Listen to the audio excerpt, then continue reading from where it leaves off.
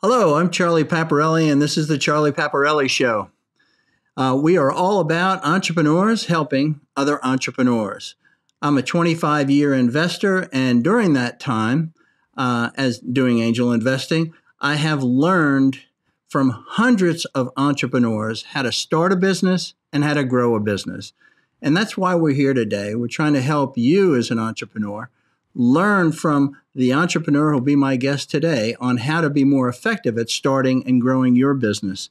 If you don't want to miss an episode, I encourage you to go to paparelli.com and sign up, and you'll be sure to get an email at the next episode. Today, we're going to be talking about one of the things that I'm real interested in talking about is getting out of the ground in a new and growing industry that you really know little to nothing about. And my guest today is in the midst of that process. He's telling me that he's not quite there yet, but I know him and he will get there. Bill Nussey is my guest. He's a serial entrepreneur. He's also a former venture capitalist. He's a two-time CEO, once for a public company, once for a private company. He's had successful exits. He's also the author of 3 books. His most latest book here is a book called Your Mountain is Waiting. And it's a book, a letter almost to his children who are graduating from high school and from college to help them in establishing their mission in life. Also, he's a community leader. Bill has always been involved with the Atlanta technology community and has moved it along with his influence and the time and with his intellect. He's done a great job. And also, he is a sought-after speaker. He's a good family man. He's been married for a long time. He has children. He is also has some friends. And he has friends who are men and women in influence in the communities that they're involved in. Bill, welcome. I'm glad that you're here.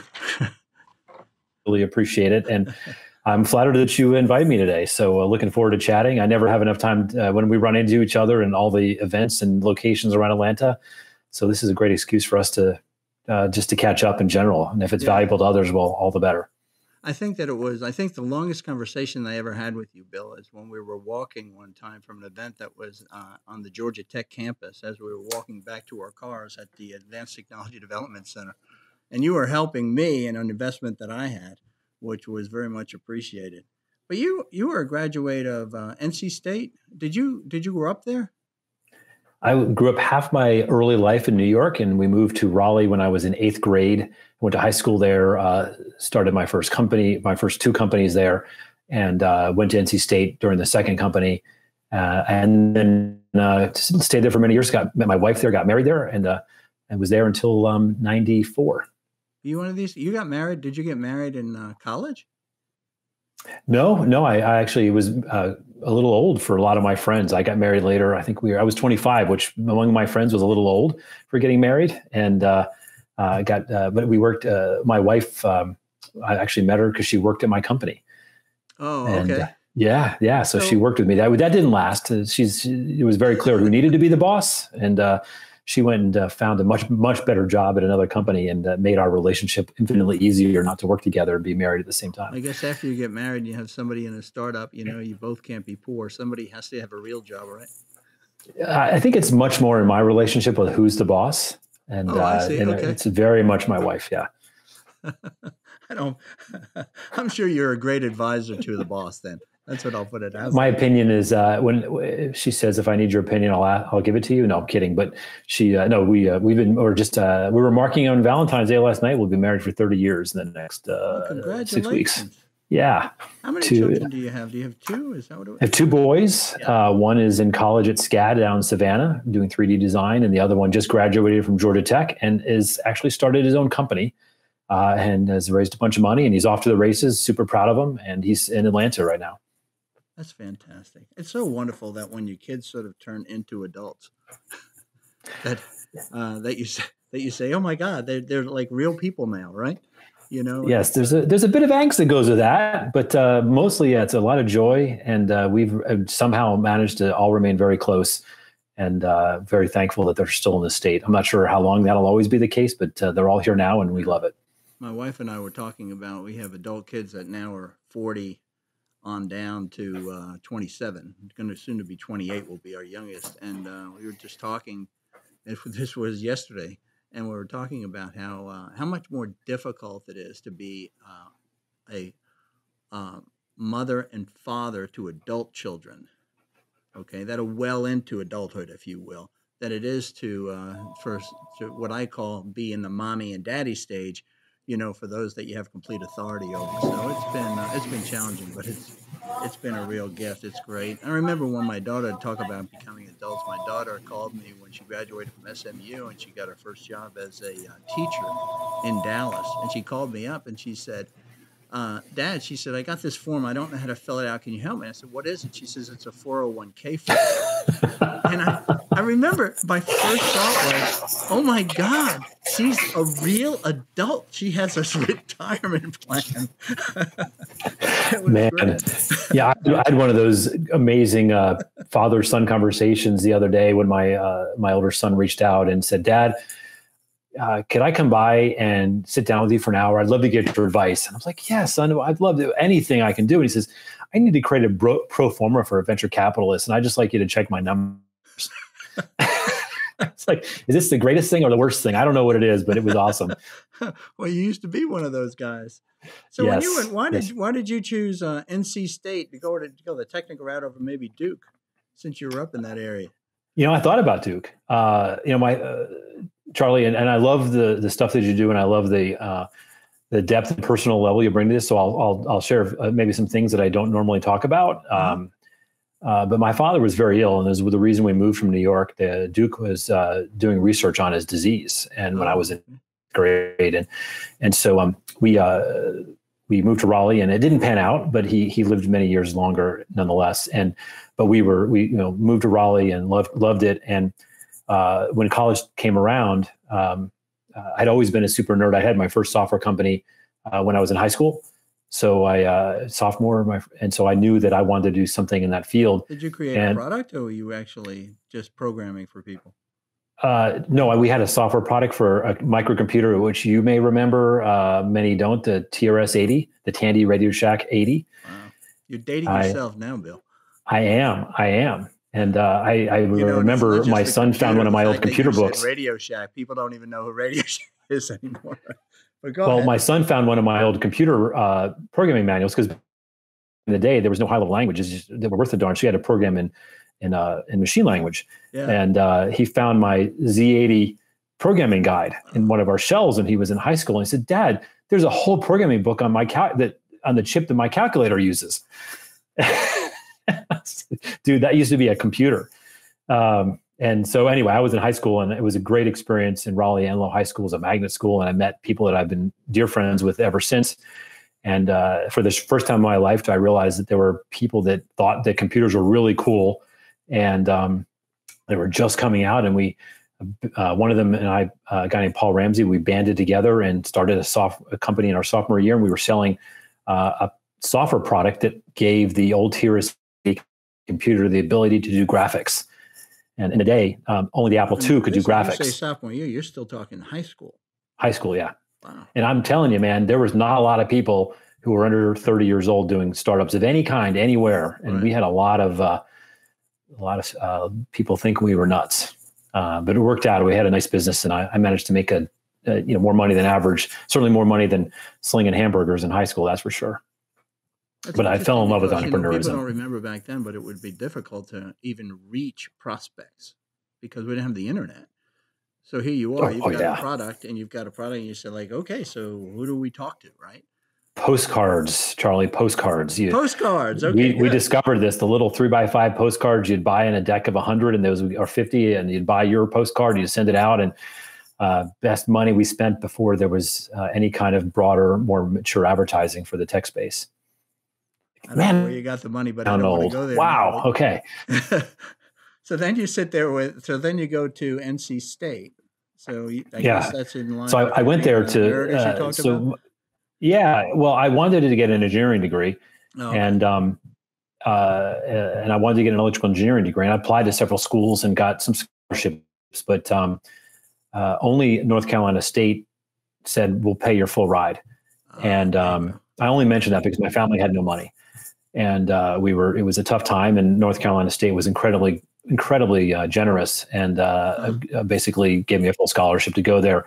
And it turned out to be the perfect fit for me. There were some other schools with maybe bigger names that I had gotten into, but we couldn't afford them. And North Carolina State turned out to be incredibly supportive. The culture, some of the professors changed my life. They really got behind the next business I started while I was in college, and never would have made it out with those businesses intact had North Carolina State and its administration and its professors not been so supportive.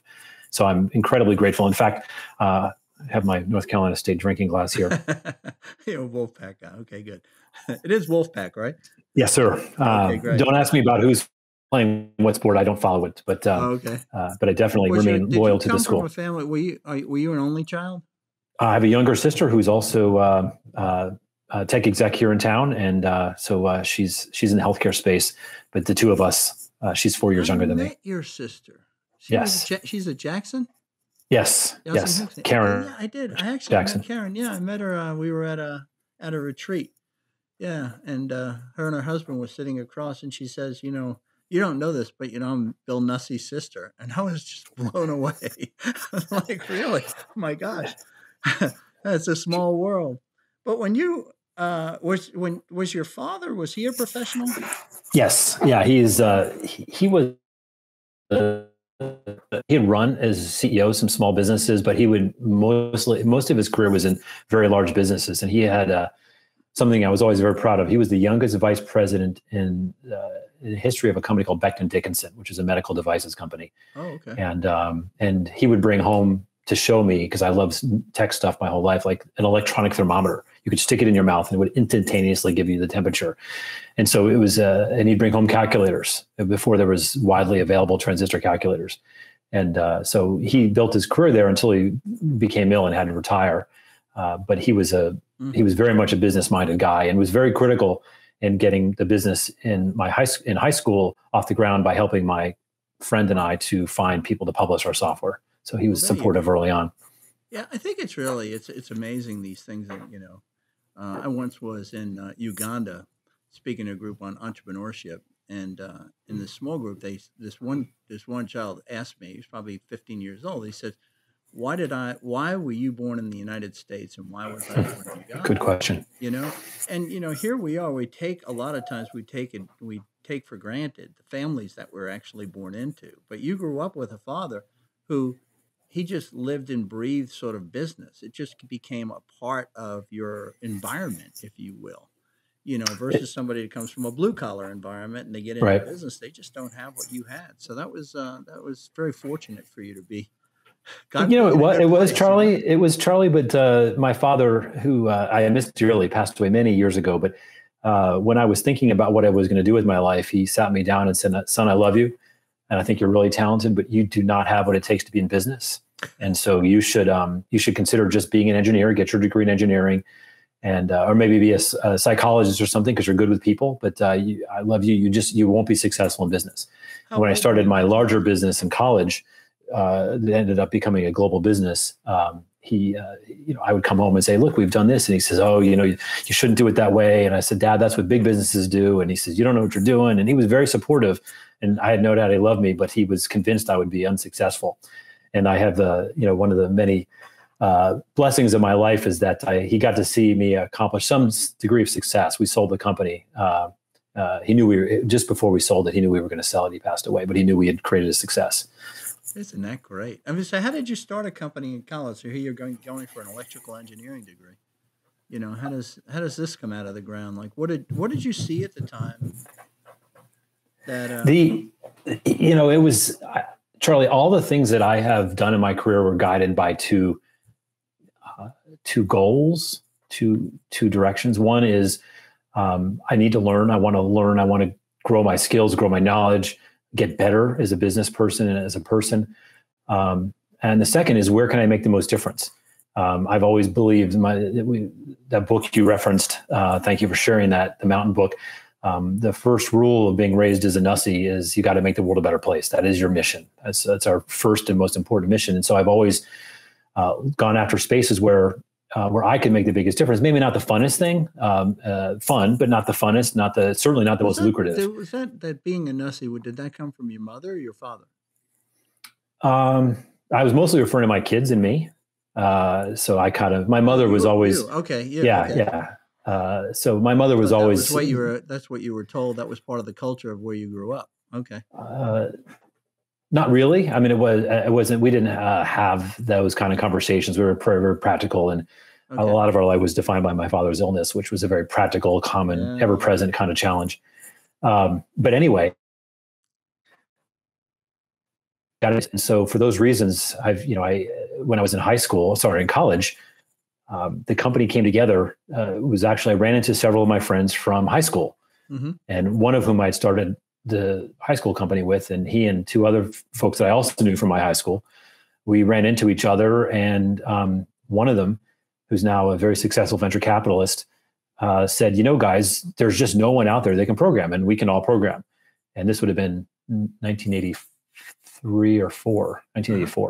And I was at a really tough time. My goal in life at the time had been to work at Disney as an Imagineer. And I had just gone through the interview process at Disney. In the very final interview, they said, we're not going to hire you summarily. And I didn't even really get through the interview. And I said, why aren't you going to hire me? They said, you're an engineer, and engineers aren't creative enough.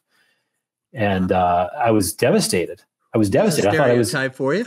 Yeah. There's a long story behind that. It came back. I've spoken to Disney many times in my life, and I've traced that conversation back. But anyhow, I was very sore. And when Matt came to me, he said, we should start a company, band together a bunch of programmers, and we can just sell our services for a lot of money. I was like, how much money are you talking?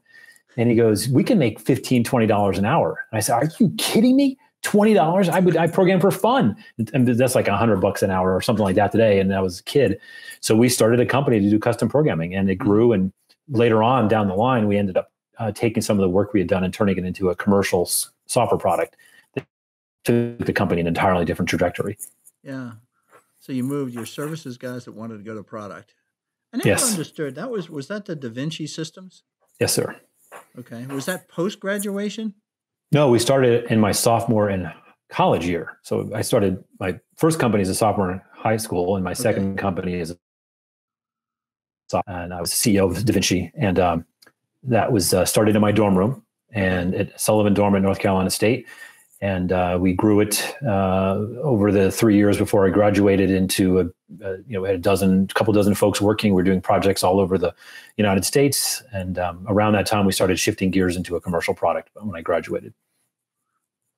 And what was the commercial product? What brought that up? What was the problem that you guys said? Because you're all making good money doing your program. You got projects, you got a reputation, things are moving. Why product? Because there's a lot of people that want to go from services to product, obviously, and it's a big leap. Well, I know that you're. I'm very flattered that some of my stories might help other people think through what they want to do as entrepreneurs. So don't do this. But we had been exposed to this crazy new piece of software that no one had heard about. But it was this thing called a graphical user interface. It was Microsoft Windows. We had gotten a beta copy, and we were goofing around with it. And that was one part of the company, and then the other part was doing custom work for IBM. And they had this new thing. It was called networking, and you could actually take different computers and you could connect them together so they would share data. Radical ideas. And so we thought to ourselves, in the brilliance of our 20-year-old minds or 21-year-old minds, well, there's this really big trend called Windows, this really big trend called networking. So why don't we put them together and make a product that could do both? What we should have thought was, these are niche markets and the overlap is zero. Okay. Instead, we thought there's two cool new things. Let's do them together. And we thought, well, we'd heard about this thing called email. It wasn't a widely, no one did email back then. You couldn't buy an email product. I think there was an email tool on IBM mainframes called Profs, but it was That's exactly relatively what new. I was going to say. Yeah, it's Profs was it. Yeah.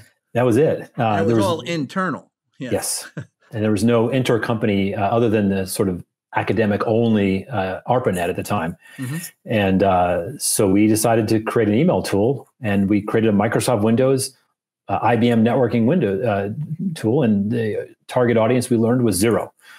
A couple of people had Windows, a couple of people had IBM Network. No one had both. And but what turned out to be great was that it was some serious ninja programming chops. And we'd tell anybody, we'd show them the software, and they'd be, you guys could code anything. Here's a project for you. And our custom business took off. But we loved the product business. The bug had bit us. And so we sort of boiled that or simmered that for a couple of years. And when the market was ready, we launched it more broadly, created a version for the non-graphical interfaces of the day called DOS. And that's when the business really took off and ultimately became what DaVinci Systems did as a company. Did you actually wind up selling it, or did you? Because now, we sold product and service. So you wound up selling it. We sold it. It was one of the most widely sold pieces of software in its day. We sold millions of copies. We sold it in 45 countries. It was the first American software product in Russian, the second American software product behind Lotus 123 in Japanese. We sold it all over the world. Product. Desktop email, and it worked on all the local area networks at the time. And this is all before the internet. Yeah, now that was a confusing time too. When you start getting into 87, I remember, I was running a company back then, and that was the time between, networking of computers, right? Mm-hmm. And they came out with this concept of client server, which no one really kind of understood what that was, right. And that was all predecessors to, of course, the internet, right?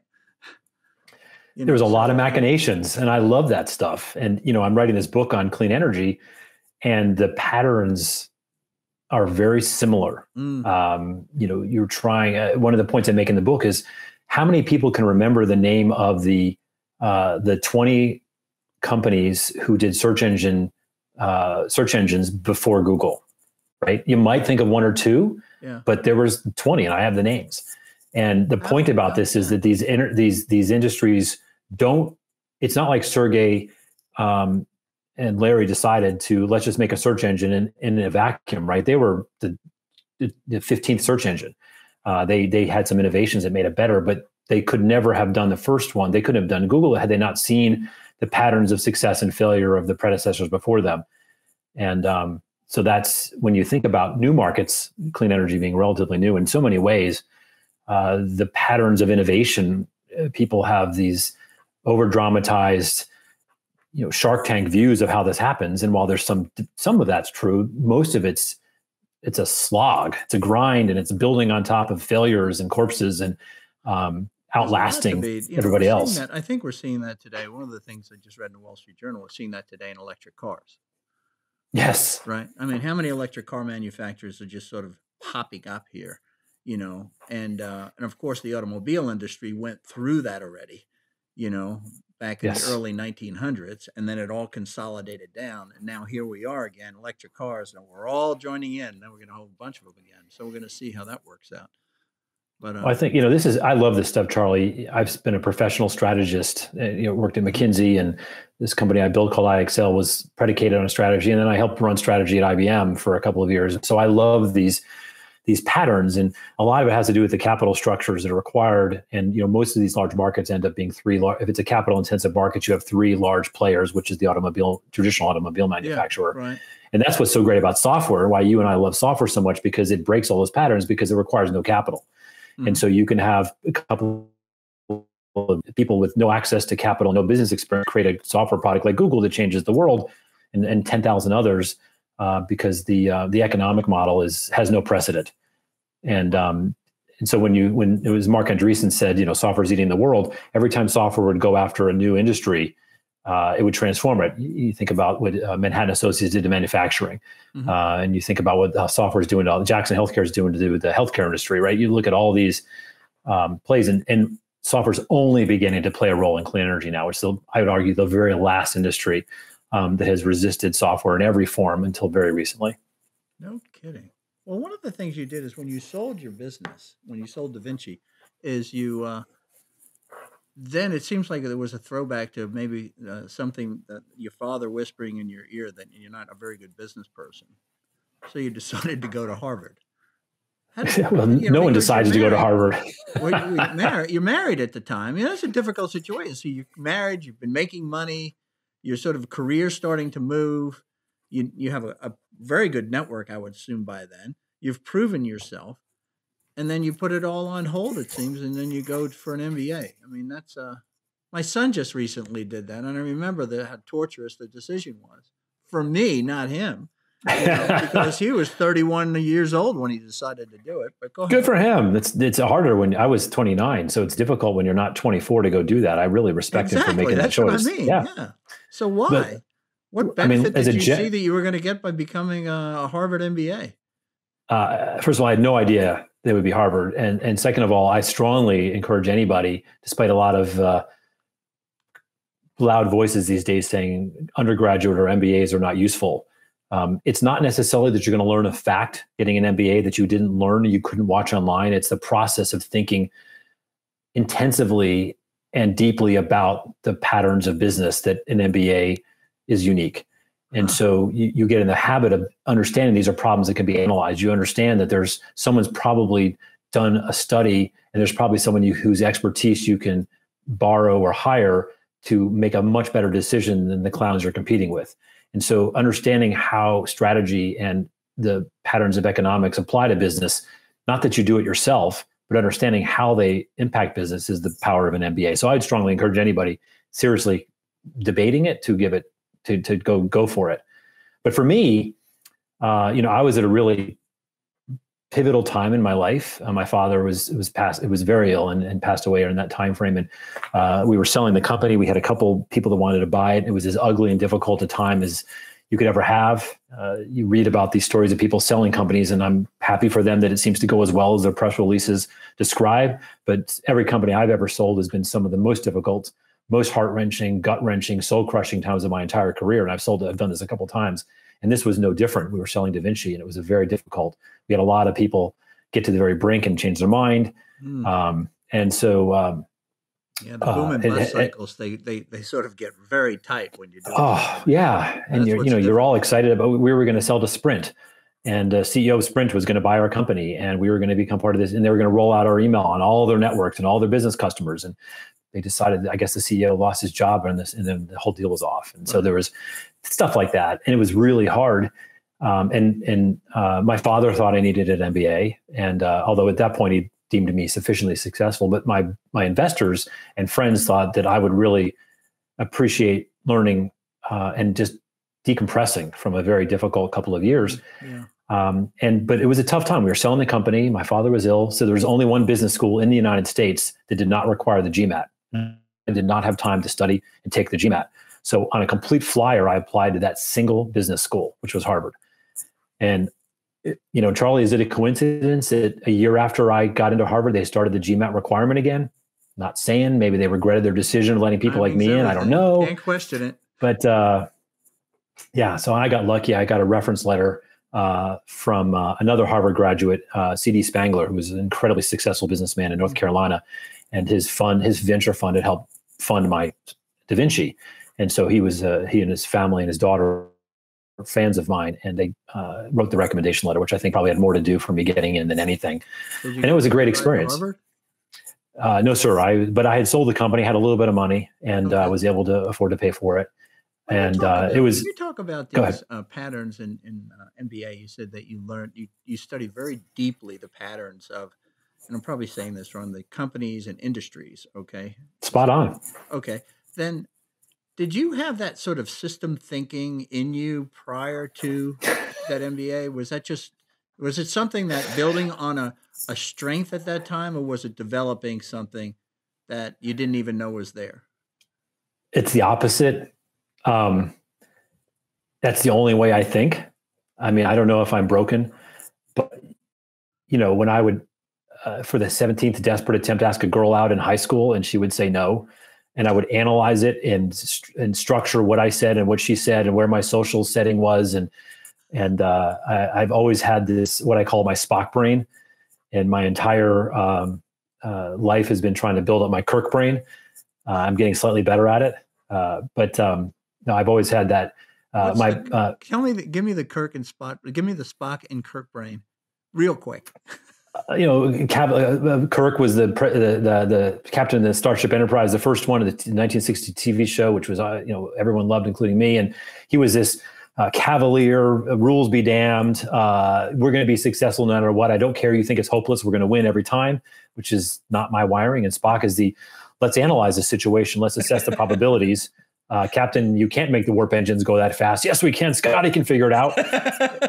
And I've always been searching my inner Kirk and trying to tamp down my inner Spock, and I've had some modest success along the way. But you're a system thinker. You were sort of born that way. That's just who you are. I think that the system thinking is something that I only really find in highly intelligent people. I mean, it's very difficult to kind of grasp. People don't think that way. Their shows just say that. I think there's they don't. Spock brains. I mean, Kirk brains and Spock brains. Okay. And it's not a good. I mean, it is not a. It has certain assets in my career. I've been a CEO almost all my life, and it is not necessarily something that makes being a CEO easier. It's quite makes it difficult. And so your father made a comment about. I had to really be a psychologist because you're. You still hear me? Yes. Yeah, you were breaking up and freezing up here and there. Just to let you know, I don't know if you're running maybe too many programs on your computer at this point. This is just you. Just me. Okay. So it's he talked about you were good with people. You know, I understood people. Yeah, you understood people.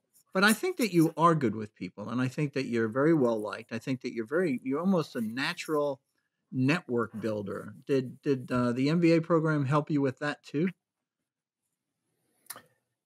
Maybe. It was the people I went to school with were incredibly humbling to me. I'd met some co-founders who were really extraordinary people. They've all gone on to have extraordinary careers. Okay. But the people at Harvard Business School were in a league I'd never imagined existed. And it's worth mentioning that I was not only impressed by their intellect, but I was also even more impressed by their character and generally their humility. But they were of a different class of people, masters of the universe, if you will. I didn't fit into that group at all. And they didn't wear it like a badge. They didn't shove it in anyone's face. But these were people that were born with intellectual gifts. Right? They were born with intellectual gifts that I frankly had never seen people have before. And it was very heartening and humbling. A lot of them remain friends, but it was really opening my eyes to, one of the big challenges, Charlie, that I had coming into Harvard was the only people I met that had been really successful, the people that had made the headlines. When I had spent time with them, I seek them out, most of them, and I would find they were people that lacked the character that I would want to have. They were a little narcissistic.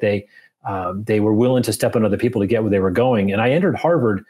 I actually had a conversation with one person who was really coaching me in that direction to be tougher, to be, the not so nice side of Kirk. Ruthless, in effect.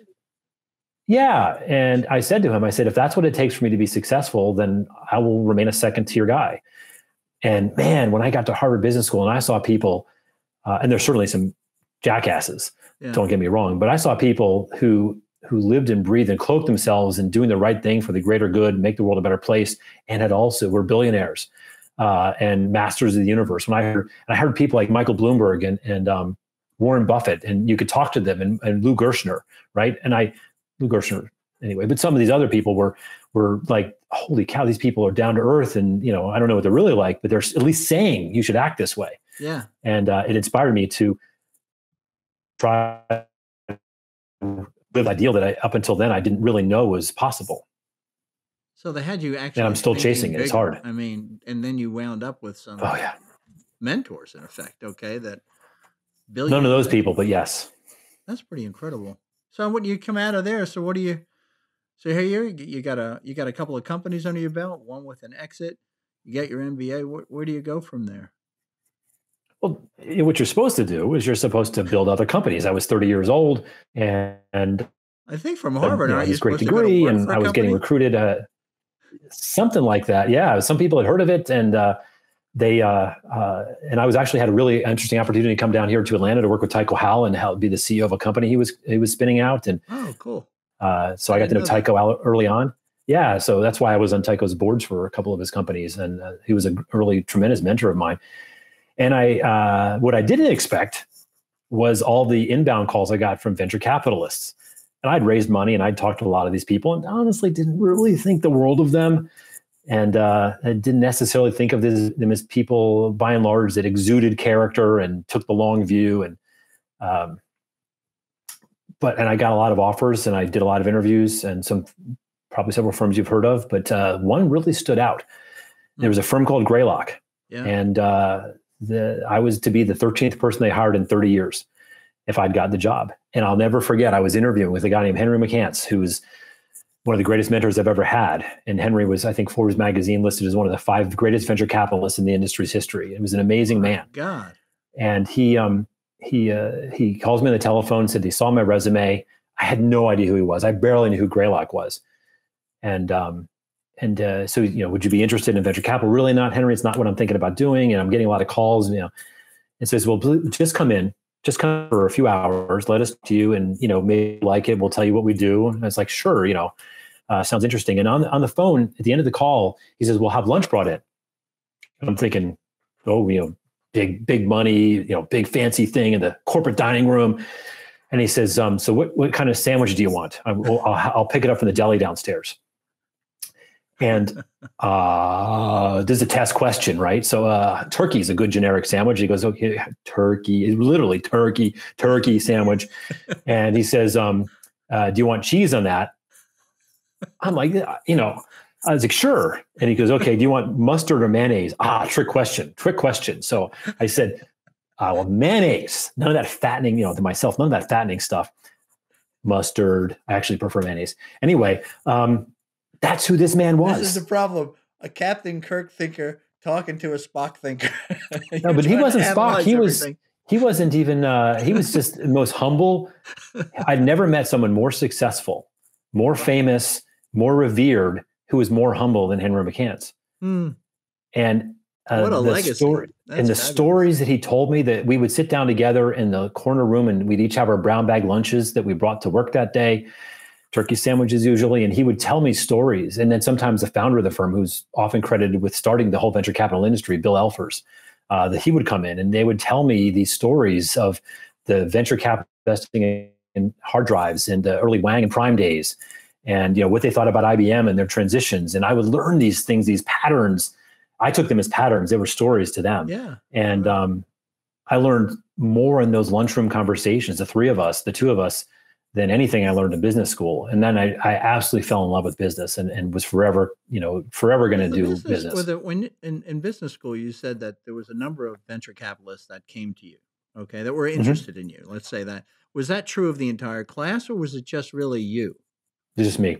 Then what did they see in you then? They all saw it. What did they see? Oh, no, that's an easy and nothing flattering. I was the only person they'd seen coming out of Harvard Business School that actually started and sold a company in 1996. They saw track record. Yeah, that's what. Yeah, that was it. Yeah. That was it. Okay. And most of them were in Silicon Valley. Fine, man. So you were Greylock. I mean, we're talking about brand name venture capital right out of school. Boy, it opened some doors. And I had to convince them to put up a website. I said that part of my job application was to do a white paper on why the internet was going to be a thing. And so talking about, what year are we in? What year is this? 96. 96. Okay. I'm reading this great book by Walter Isaacson right now called The Innovators, which is a unique take on the entire history of the internet and the entire history of computing, starting with the homebrew days up to Steve Jobs and Apple and all that. So really, really fun book for people that want to understand the stories or the patterns of this industry. Anyway, so I kind of knew this, but he's talking about how the pre-internet, when we all know that before it was commercial, it was academic and military, and it was run and operated by a group called BBN. And I'm reading this and I'm like, holy cow, Bill Kaiser and I went to BBN and we were looking at funding them to create it didn't even occur. I didn't understand the context of how seminal this meeting I had was until 3 days ago. I hadn't even thought about BBN in 30 years. And I recognized I remember their office and we walked in, they're like, we're going to make the internet commercial. And I was so new. And I was like, wow. We didn't end up funding them. Whoever didn't make any money, but it was amazing to me. People like Bob Metcalf were investors who invented Ethernet, right? He was in their network and you'd meet people like that. And so what an amazing, so I should still be doing that. And I'd be incredibly wealthy and all these great things. But, there's a lot of venture capitalists and there are many that are better at it than me and they love it more than I do. And it wasn't my highest calling. But it is interesting because it's it was like, it's like you were hitting the dream job at the Yes. dream time, right? I mean, people were rushing to put money into venture capitalists. It was like money was free, and you get a carry on all that, and they pay you a salary. I mean, it's a wonderful thing being a venture it was better capitalist. than that. I'm not going to go into it, but we're talking perks. Better than that. Okay. Well, Perks. But I noticed you like only stayed there a couple of years. I was the first person to ever quit. So there must be a piece missing with you too. What was the piece that was missing? It's not. So I was saying that tongue in cheek, but I didn't mean it that way. But I mean, there's a piece missing that didn't fit for you. Let's just say that. First of all, back to the learning thing. One day, about a year into it, I came home, and I just told the story the other day to somebody. And my wife, who's incredibly wise, and we're about to celebrate our 30th anniversary, and she said to me that early time in our marriage, she goes, I was telling her about my day, and she says, you know what you're going to be doing in 20 years? I was like, what do you mean? I have no idea what you mean. And she goes, you're going to do the exact same thing you did today for the next couple of decades. Right, exactly. And that began a progression. Exactly. Right. And she is that person. And God bless. I mean, she is amazing. And she's now that's what a great she's on my journey does. with me. They know you so well, and they can just cut straight through. Right. And that's what she's the wisest person I've ever met. And so we're doing a lot of stuff together these days. She's helping me with the new ventures. And I would never have imagined we could have more fun together than we are. But she said that, and basically it started this cascade of thinking. And meanwhile, I had convinced Greylock to make one of the largest investments they'd ever made in this crazy entrepreneur down here in Atlanta, running a company that was going to help other companies get on the internet. It was a company called IXL. And it was run by this radio TV guy named Bert Ellis, who had no background in the internet industry. And I put my job on the line to convince Greylock to fund this TV guy. And why did it seem so attractive to you that you put your job on the line? Because what did you see? I mean, I was the one that convinced Greylock to put up an internet website. They didn't have a website when I joined the company, right? And so I just thought the internet was going to change everything. And but this guy's a radio and TV guy. I mean, what's the deal? Oh, he is all Kirk, and in the best possible ways, and some of the not so great ways. But generally, I mean, he was an amazing. And you talked about earlier about I'm networking. If I learned networking from anyone, it was from Bert Ellis. And we're very different people. And I'm sure if we worked together again, we would continue to disagree on a lot of different things. But he was a remarkable entrepreneur, and someone I learned a great deal from. And so he, over the course of several months, convinced me to come down and run IXL for him. And I couldn't believe he was much older than me and had much more business experience, but he saw in me. At the time, do you remember? 32. 32 years old, and Bert was probably late 40s? 42, 45. Okay, so early 10. Yeah. So it's there's a famous conversation between Steve Jobs and Scully, right? Of Pepsi. Yeah. Is there a famous conversation? Is there some story that you can tell me on how, the ball was already rolling because your wife told you, right? You're going to be doing the same thing. So you're already thinking a little out of the box here that you're not going to be a venture capitalist for the rest of your life. You like what he's doing. Was there a conversation that you can relate that said, this is it? It took place at the Buckhead Diner right there near OK Cafe. I was flying down after a board meeting. He says we should go to dinner. I'm not much of a drinker, and I'm again more of a Spock type, if you will. I'm not sure I like that a whole ton, but let's just say when I'm around Kirk types, the Spock type really picks up, and Kirk types like the Spock type is a good combination. I have to be honest with you. I've been in leadership roles where I'm the Kirk and other people are the Spock, but it's anyhow. So that's when you get out Spocked, huh? Yeah, and it's there's And so anyway, we were having dinner, and he says, I want you to come run the company and come down and let's build this thing into a giant internet company. And the internet's going to be huge. You believe in it. You put all this money in it, and I think you'd run the company well. And I said no, and he said a lot of things. If you know Bert, were colorful, which aren't good to be repeated in your podcast here, but they were compelling. And over the course of a month or so. What was one became compelling? convinced. Give me one compelling. One was a chance to build something. I had built previous companies, and I was not going to build anything. And he knew me. I mean, he knows people well, knew me, and we'd become friends. And he knew that I missed it a lot. I missed having, working with a team of extraordinary people to do great things, to take on huge challenges and climb mountains together. He knew I loved the internet. I loved the disruptive nature of that industry at the time. I mean, it's hard for people, even people our age, to remember how different the world was before the internet, because we've had it so long. But it was, IXL. I read a lot of books. I read a company called Lights Out about General Electric. Mm-hmm. And they were talking about General Electric's when Jack Welch ran it, and how they became an internet company, and it was a big part of the book. And Bert went up to GE and convinced Jack Welch to hire IXL to do all their internet. And GE, I won't tell you how much money, but we were officially the largest outsourced vendor of any kind from a services point of view. We were larger than our largest law firm. Had 13 teams working for General Electric across professional vendor, not outsourced vendor. I mean, we're talking outsourced professional vendor. Okay, and so we developed all their websites. We took them on their first, not the original GE.com, but all their business website. Bert sold that deal, and he stepped back, and I ran it and worked with their CIO directly. And we had 13 teams across the planet. And so we were the largest vendor to GE, and we helped them get online. And it was really cool to read that book and see the tiny wisps of the fingerprints of what we did at IXL. And he knew that he and I both agreed that this, when he was recruiting me and I decided to do it, that we had a chance to really make a change in the world and usher the internet out. And we were doing stuff that we did a better job than anybody else. 32, he brought you in as the CEO? I came in as the president, and then he created. So you went right from Greylock to become president of IXL. Yeah, how big was the company at the time?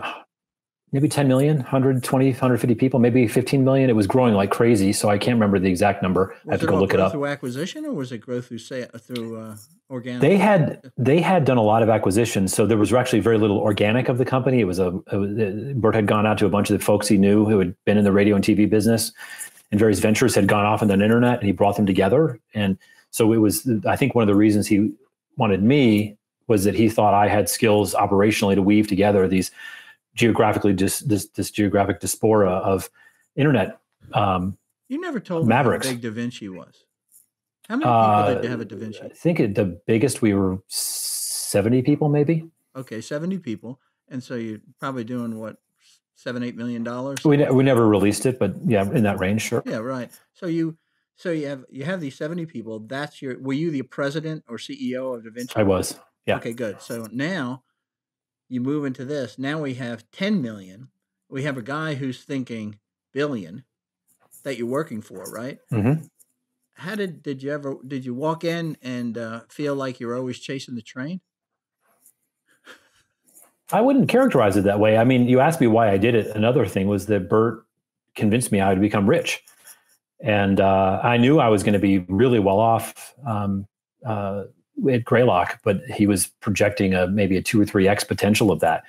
The good news was I was worth that. The bad news was I lost all of it and more. I bought a lot of stock when it went up. And it's funny that you should say that he said he would be rich. Now, I haven't been very, very close to you, Bill, but I never get the feeling from you that you're chasing money. Oh, no, that's I never got that from you. It's just that purpose and mission seems to trump all that, right? Yeah, I mean, if I could have sold the stock and been wealthy to the point of, my grandchildren would never work again. Okay. And I just didn't, I believed, right? So my wife has always said, we're never going to be rich because you don't care about money. And I do care about money, and I care a lot about making the people invest in my company's money. Yeah. But personally, I have everything I could want. And, I'm not going to buy a boat or an island. And so to me, it's best a measuring stick. Not enough time, man. There's too much cool stuff to do, right? Too many friends to hang out with, and too many new areas to go get involved with. Too many great conversations to have.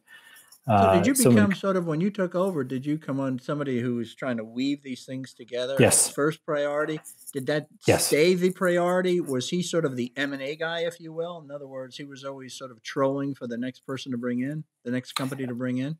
He was looking for companies to acquire, although I convinced him to stop it. We quit acquiring companies shortly after I got there, and we didn't need to. It was an expensive, dilutive way to build a business. We could build it organically, and we shifted into that mode pretty thoroughly with relatively quickly. We had stuff in the pipeline, which I ended up closing. That must have been a difficult conversation for you because he likes doing that. He was happy going and closing giant customers, and that was better for everybody. Oh, yeah. Yeah. Okay.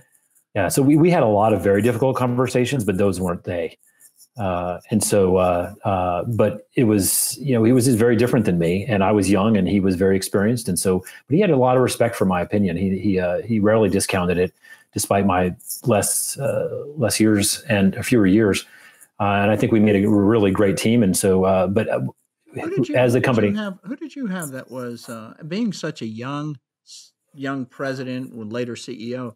I mean, who did you have that mentored you along as somebody to do that? I mean, Bert doesn't have those skills, if you will. Okay? Right. So you have to have somebody who's in your camp who you can go to and say, look, I need to understand, what does a CEO of something like this really do? What does a public company CEO do? How do we put functional teams in place? How do I hire great leaders so that it's not all me? How do we put processes in place? I mean, who helped you along with that? I mean, you were a young man.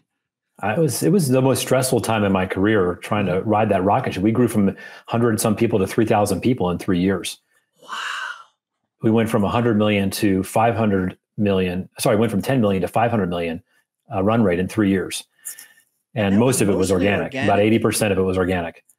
No kidding. I had no idea. I did not know that. We had offices in 25 countries. I was constantly on the road. It was tough. I had young kids. We were offices in Brazil and Japan and all over the world. 35 years old, running a $500 million revenue company. That's multinational. Yes. It was nuts, man. I wouldn't recommend it. I was way over my head. So it was a tough time for me personally. When you say you were over your head, why do you say you were over your head? Well, growing, there's now some precedent for companies that grow that fast. And there's probably 100 companies you could call and say, how do you handle the HR recruiting side? How do you onboard people at that rate? Yeah. And there was no one to go to for that. There was no one that could go to that. I had worked briefly for McKinsey, and a friend of mine, my boss there was a guy named Tom Barkin, who's now on the Federal Reserve. He helped me tap into McKinsey's experience on hypergrowth, and we had a lot of conversations at the OK Cafe about how do you handle this rocket ship. And McKinsey's very Spock-like, and so I was able to translate those, and it helped. But the part that was the hard part, Charlie, was the leadership side, and how do you look at people, most of which were older than me, and the executives were all older than me, and they respected me. It was a great culture, but I had three absolutely amazing mentors, and they were so amazing. I'll just briefly tell you about each one. So there was Barry Sykes, who's to this day a dear friend, and he was the COO of the company for a little while before I got there. Just a born operator, born leader. Anyone who worked at IXL knows Barry's stories.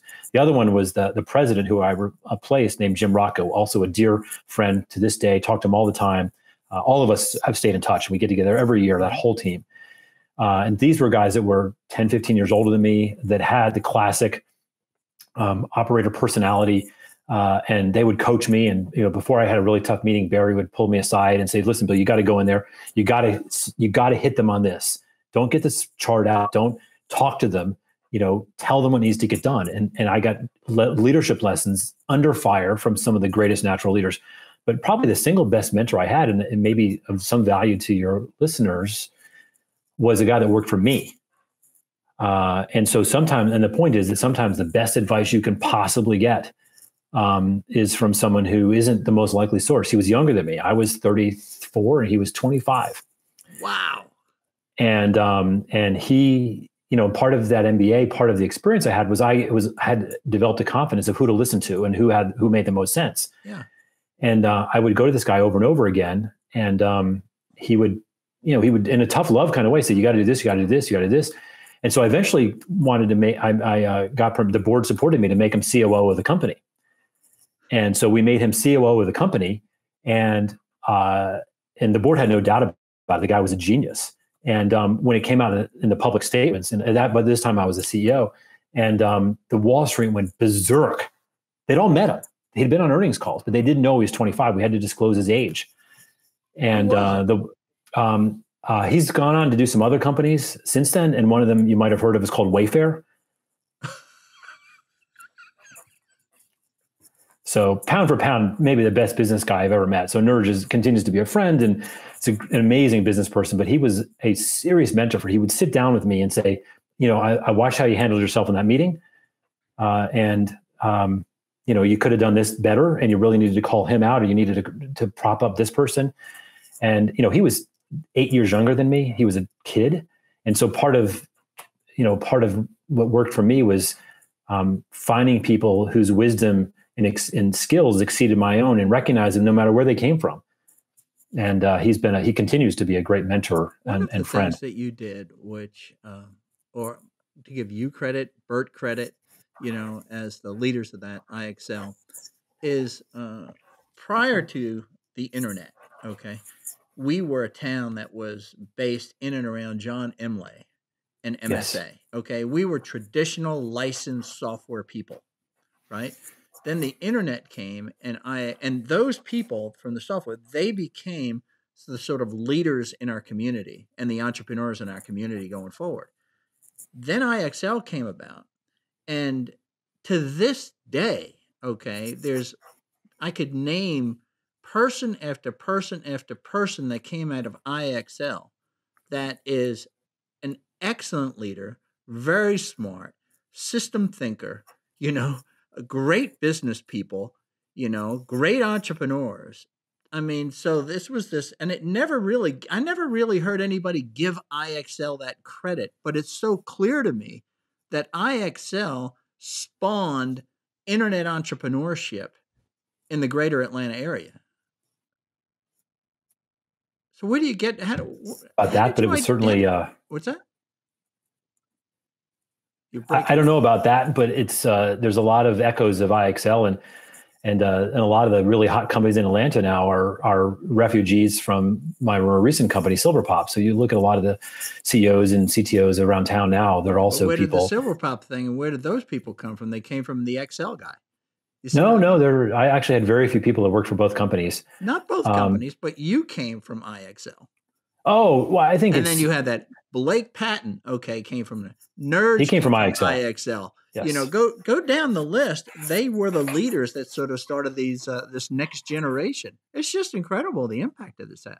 That's been the privilege of my career, is to work with people who are extraordinary and not just extraordinary. I mean, people of incredible character. It's not hard if you're smart and you want to work hard. It's not smart to be successful by the standard definitions of success. If you're willing to cut in line and do a few sharp elbows, and the most successful people I know often have that characteristic. I'm not that kind of person, but Blake is a great example. His success is incredible, and he's done it with a degree of character and humility that is second to none.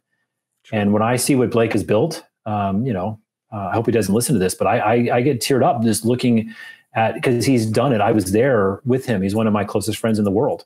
And he's also part of this group that gets together every year from IXL. And, he did this the right way. He never cut a corner. He never stepped on somebody to get where he was. He pulled everyone with him. And for him to be so successful, and he's just beginning. I agree with it's an inspiration. He is just beginning. I agree with you. He's got that kind of, but what's the secret, if you have one, of if you can identify it, of give me the Spock mind on this, on how did you draw those people and develop those people in IXL? How come they both of them had already joined? They didn't just sort of come by and miss you, or come by and jump overboard eventually. You follow me? Well, they were already at the company when I joined, both of those guys, but there was also 100 other people, and those two I in my leadership role, helped recognize and push into situations. My first conversation with Blake Patton, and I hope everyone that knows Blake hears this, he was telling me he came into my office and he was laying out for me what we should do. And he was running at the time, and I changed this, but everyone was a president. Everyone was, every division had a president, which was silly and made no sense to people on the outside. And I cut him off and I said, Blake, this is the only company that in the world where a 25-year-old can be the president of a division. And he says, and he doesn't hesitate. He looks at me, and I didn't know him. And he said, no, this is the only company where you can be CEO and president when you're 34, the entire company. And that moment, frank speaker, honest, it was not an insult. It was just an observation, right? It was an observation. And he called it out exactly like it was. And I have considered him one of the finest people I've met in my life after that moment forward. And, I think there's more people that would tell you about the weaknesses of my style and the things I didn't do well than the ones that would praise it. But the people that I think have been successful in parts because it's the slow process of getting to know people. It's the risky process of betting on people. I used to have epic arguments with one of my old executives at another company who's very much he wasn't a Kirk or a Spock, but he was a strong-minded man who was an excellent business person. And he said, when you build your team, you got to say, this is the sales job. This is what they are. And this is the marketing job. And I said, no, you hire extraordinary people and you find out how to let them do work that's going to help them grow and be more than they thought they could ever be before, and give them an opportunity, let them fail and learn. And that's how you build these teams. And when we got larger at Silverpop, and we had a really great HR head, and we were sort of getting strategic about what are we looking for? What's our HR edge? Why should the best people come work for us? And we came up with something that I really liked and which is that if you work at Silverpop, we want you to develop your career, to learn more, to get better than any other place you'll work. You may not make as much money. You can make more money somewhere else. You might work less hours, might be less stressful somewhere else, but this is where you will become the best possible version of what you can be. And we're committed to giving you that path. And so that's probably the most consistent theme with me. How did you make good on that promise? That's a huge promise. It's just how you think about people. It's the promise that Bert gave to you. Yeah. I mean, it was crazy the risk he took on me. I had no qualifications to do the job he thought. And it's maybe, and I'd been doing that my whole career previously. And so long before I met Bert, and it's, is the key to this thing, was the key to it, as I look back, is it hiring extraordinary people, as you talk about, and then give them a clear field with a clear clear responsibility and authority? I mean, it's like, look, go. I mean, as you ask the question, and I hear myself saying this, and I hesitate to claim that I figured anything out, but I think that probably one of my biggest, let me frame this in terms of my biggest weakness as a business person, and maybe the other end, it comes out with some advantages, the other side of the coin. I struggle to think transactionally. There's some of my business partners have been my business partner today in my solar startup, which is he's an amazing business person. He thinks transactionally, right? What can we do right now? What's the thing? And how do we close this deal? What do we do to solve this problem? And I think of it as a flywheel spinner, right? How can we make some small continuous moves to get the flywheel spinning faster and faster and faster? And so I think I look at relationships with people whose values I share is how do I really invest in this relationship? How do I really get to know you? How do I really, and that's why I'm friends with these people I worked with 20 years ago, because I really got to know each other. My MO was to spend time with them to understand, what do you want in your career? What is this company doing for you and not doing for you? What are you going to look back in 20 years and say, damn, that was great that we got to do that, and really get to know them. And I love those deep relationships. And I have that in my current startup, and with all the things that I do, we really get to know the people, and not just, okay, what can you do for me today? You've done your part. Now you're moving, right? And it's difficult because when you eventually, sometimes the people, they have to move on. Was that the culture? Was the culture of, I'm in it for you and you're in it for me? We're going to be better people doing this together. Yeah. I mean, that's what relationships are all about. It can't be one way, right? They have to be two-way relationships. Transactionals, in a lot of cases, one-way relationships. So what can you do for me? I wouldn't, the people I characterize as transactional, I wouldn't put it that way, but they live in the moment. What can we get done now? I see. And I'm like, if I invest time with you, there's an ROI over time. One of my best friend in the world is a guy who lives in North Carolina named Chris Evans. And he wrote a book called Fruit at Work, which is a Christian-centered book. And it's about but I think it captured the values regardless of your faith. It captures what I think is really the most important essence. And Chris is my co-founder at Da Vinci. And so it captures the essence of what I think you're asking about, Charlie, which is, it's not, it could be about your faith, but really it's a broader topic of fundamental trust. Do you believe fundamental trust? Trust. Okay. Do you trust me as a person? Have I earned your trust as a person? And whatever the context is, whether you're my neighbor or go to my church or you're a person in my business, but do you trust that I'm not going to screw you? Do you trust that you mean more to me than your last quarter's close? And you can't, as a CEO, you can't give that trust to everybody, because at some point the business has to make difficult decisions. And then sometimes even with people you've given the trust to, you can't do what they would like you to do with it, which is to keep them employed or give them the promotion or whatever it is they think they need. But underneath, these extraordinary people that I've been friends with for so many decades that I did these businesses with, like Chris and the ones at IXL and Silverpop, we formed a bond that even sometimes when they had to go or I had to go, there was I believe that you're doing this for the best of the business, not because you haven't given me the proper chance or because you don't see what I'm capable of. Right. I believe you're doing this for the right reasons, even though I hate the results. So you're saying with extraordinary people, what are if you think of like the three characteristics, and I hate to kind of give me a list of them, but there has to be something that you look at and say, when I see this person or meet this person, they're extraordinary, right? I mean, it's not a gut feel. There's something that your Spock brain is sort of looking and sort of checking a few boxes. There's got to be something there. Just like you're saying, in order to have deep relationships, trust is the central characteristic there. Okay. So my business partner in my solar company, Greg, has a really great way of answering your question, and he calls it the 3 C's. He looks for the 3 C's in everybody. He calls it like a bank. This is the way. What was the 3 C's in giving a loan that banks look to? Don't know that one. Maybe it's the same. Maybe he didn't make it up. What is? He calls it character, competent, it was credit, capacity, and no, different ones. Yeah, different ones.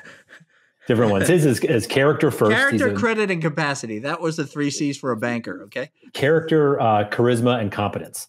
Character, charisma, and competence. And what he means by charisma is you can have interpersonal relationships that are meaningful. And so I'll credit him with that because it's clever and memorable.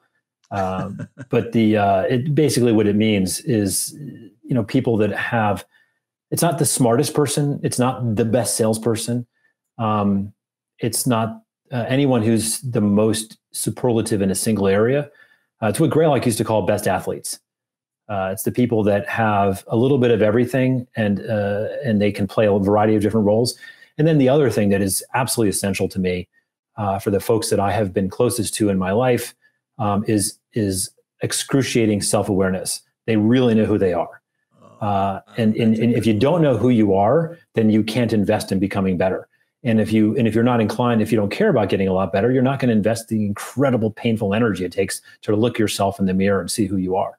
And so all of my closest friends, I've worked with some amazing people, some I'd call extraordinary, but they're not necessarily lifelong friends because they're not on this journey of self and make the world a better place. They're on other great journeys, just not the ones I'm on.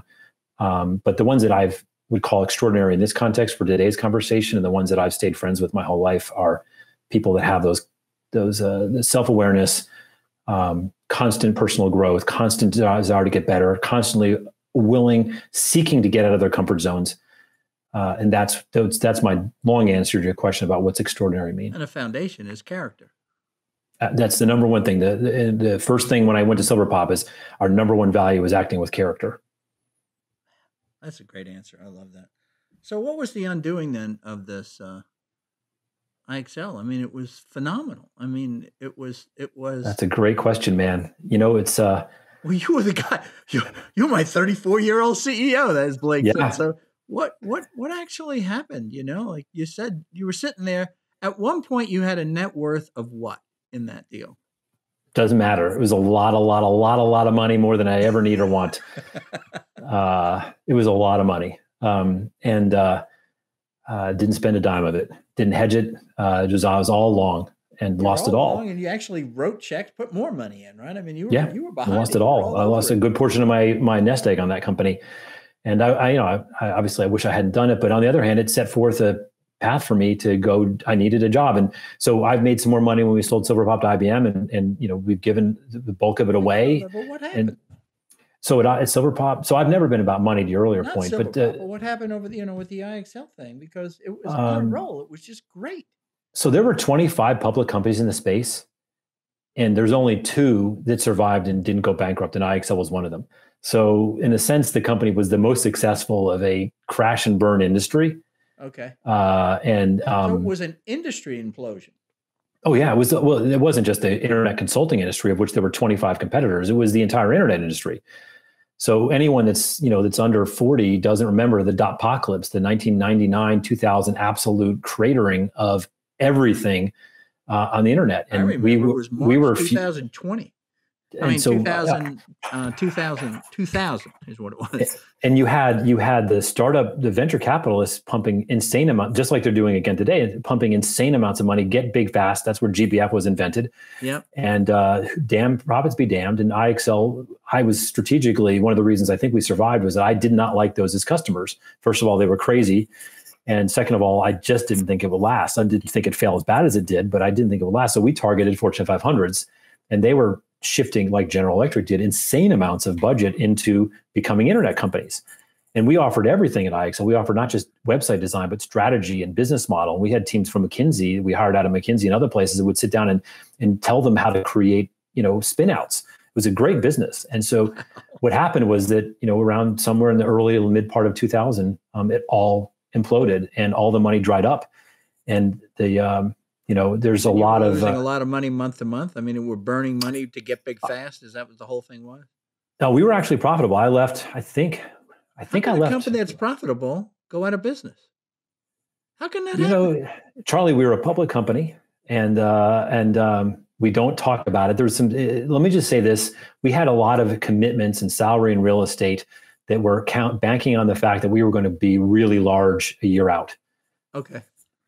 And so it was spending ahead of the revenue. That's what I'm right. Yeah. Right. And it was not that simple. And I left to run Silverpop to get back to a software company. So I was not there when things in the industry turned really bad. And I made the decision to leave. That's a very complicated. Okay. Maybe you and I can talk about it sometime. But Silverpop, I had been on the board. Who brought you into Silverpop?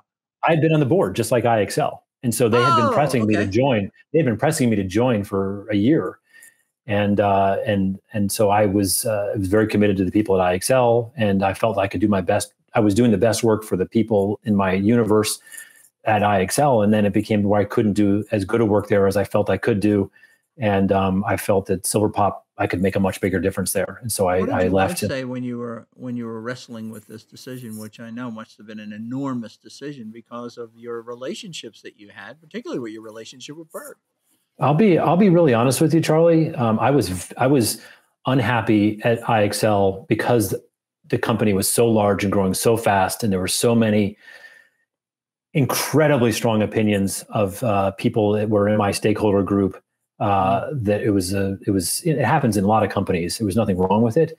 But it was the least happy part of my career. Well, and my wife basically said, you need to find something different because you're not built to be this unhappy, and no one needs you that badly. And you're unqualified to run the company the day you joined it. So why don't you find someone better to run the company at IXL? And so that kind of was the genesis of the transition. Thanks for telling me that. I know that's difficult, and we didn't get. It was definitely a tough time. Yeah, but I mean, I can feel the stress.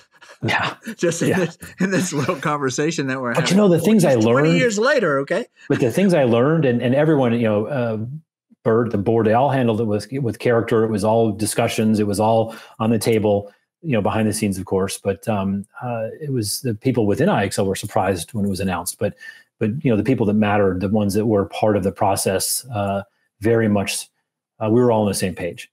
And it was still hard to learn. I mean, it was an amazing company. And I went and visited the office the other day. My son goes to SCAD, and SCAD Atlanta is the old IXL office, and I hadn't been to IXL since they finished the office. And so a woman I met runs SCAD Atlanta, and so she couldn't believe that all this amazing stuff they'd inherited was built by. She knew of IXL, and she knew they had built it and paid for it. So it was amazing to go see it finished.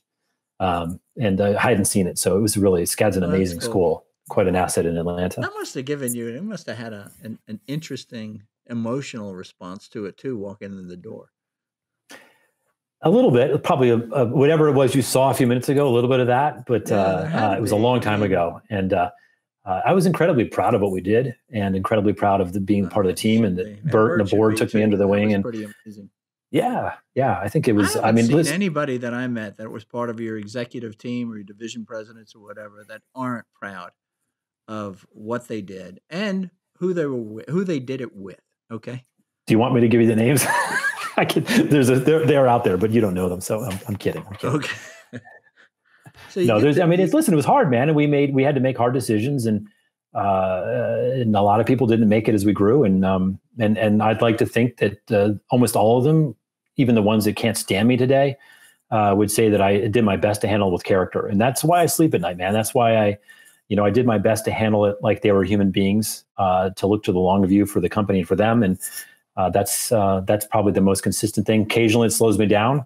Definitely never been accused of being ruthless.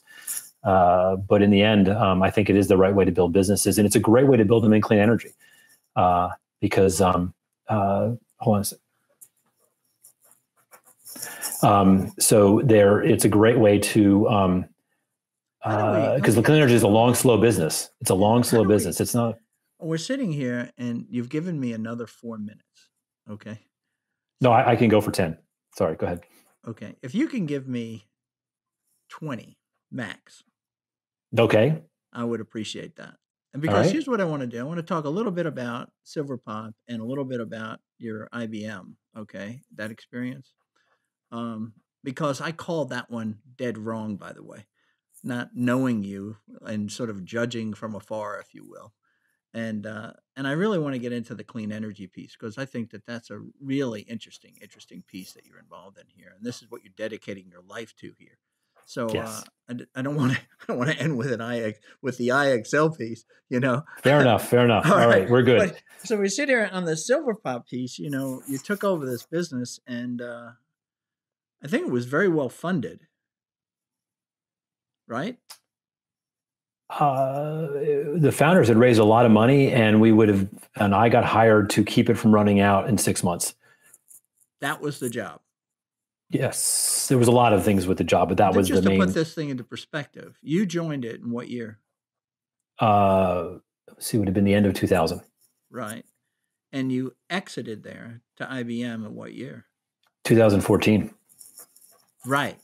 Now, when you went in, you thought this was going to be, how long do you think the gig was going to be? Did you have the mean time just for gut feel? I'm saying 4 to 5 years. 4 to 6 years. Yeah. Right. Yeah. So what happened there? You get in there and you finally get the ship righted a little bit. Things are in balance again. You understand who the market is. You've done your fundamentals, as now a very experienced CEO. And this is a business which was how big at the time when you took it over? We had no revenue. We were burning $1 million a month when I got there. So you went from a $500 million business to a business that had no revenue, burning $1 million a month. Right. Okay. So we had to right size the company immediately, and it was difficult. And those are some other, whatever a reaction you saw about IXL, you get the same one about the incredibly difficult choices of downsizing the company. I barely knew, and we had to basically restart. We went to the investors, which was led by DFJ in the West Coast. Okay. So we had several local investors, Tom Smith at TTV and several others, Bernie Gray. They basically, we said, we give your money back. And they said, you and I'd hired in a couple of senior people like our CFO, Jim McCormick. And they said, you guys are a pretty unusual team. You're still got some cash left. Why don't you see what you can do? So it took us about 2 years to get settled again. And we ended up. What was the thing that sort of changed from, there was we got to save it first, right? You got to right size it as you were talking, but then there's, okay, so what are you going to do? a couple of Well, smart we looked at everything, man. We did the strategist thing. We had all these business stuff, and Jim was a great strategist, is a great strategist. And so we looked at everything, and we saw the trends, and we thought that digital marketing was going to turn into a thing. And at the time, it was not a thing. There was no digital advertising. There was no such thing as spam. There was no such thing as marketing email. There was no such thing as, there certainly were no social networks. And so, but what did exist were these giant was sort of a step into the void then. Yeah, and what did exist were these giant database marketing companies. And all we ever did was relationship marketing. That was one of my strong values. We're not going to do advertising stuff. We're not going to bother people and knock on their door. We're only going to be a tool for people that have customers that want to talk to them, or prospects that want to talk to them. And so we built this entire ethos around, and this technology around helping you form digital relationships with your customers. And email at the time was the lead tool. And we just we started to build it as. Now you need money to make the strategy go, right? We had enough money. We right-sized it with enough cash, so we had about a year and a half. Okay. And so we just built it, and we thought we were going to sell it. For that? Oh no, we raised money when it started going. Once the model was working and we needed growth capital, we raised another, I don't know, $15 million maybe, $20 million. Some of it was in debt capital, and some of it was in equity.